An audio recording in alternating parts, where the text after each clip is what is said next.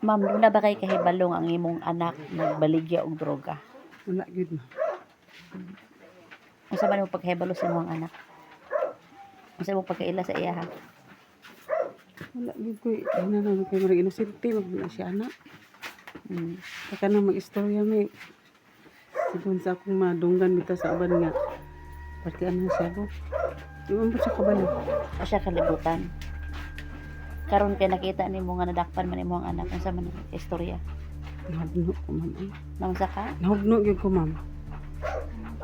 So karon imong anak mo na siya gibiyaan pod nga tulo ka Oo. mga anak.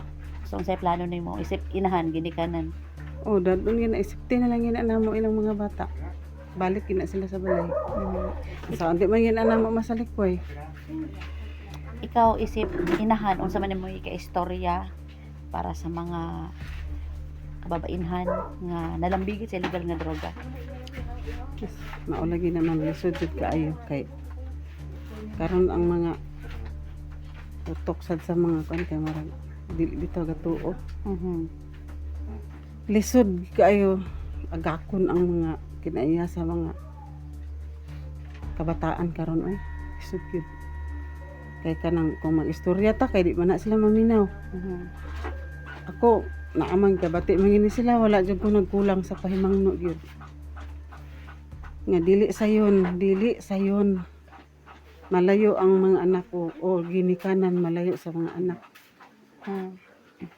Ako nakaingon ko 5 kabuk akong anak, 4 laki, isa ra man ni sa bahay ko.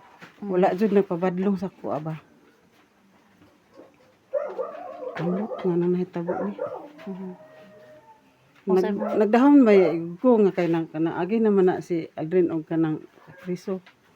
Nagdahon ba ko nga wala na gina siya nagbalik kay grabing pahimangno ginako. Dili sa yun.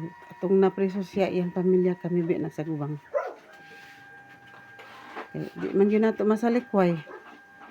Sa pamilya man gyud na bisan ako karon marag nahugno gyud ko sa akong gibati isip usa ka katikista kay unsa man ang mga istorya sa mga tawo karon nga ako magwali sa mga ebanghelyo niya ako daing anak nalambigit man day ani wala jud ko kay balo ba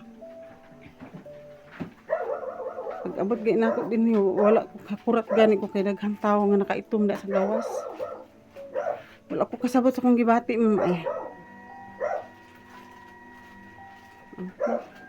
Mensahe nimo sa imong anak. day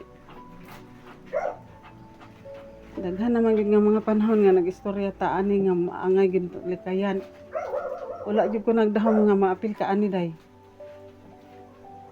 ug gani sa imong pod rin nagdahom jud ko nga nagtapat na gyud ka niya nganong nahitabo man ni lagi karon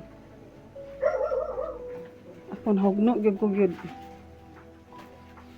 kay unsa ang istorya sa mga tawo sa akong pagkakatikista nga nagtudlo og maayo di sa simbahan nya naunay man di ako pero sayod pong Ginoo nga wala man jud ko nagtudlo ninyo daatan hinaot lang ko nga malatasan pa ni gihapon nasa gubang gihapon ni ang tanan saon ka aning pamaagi nga wa pa kita kasulbad sa una nga problema sa niagi. Okay na.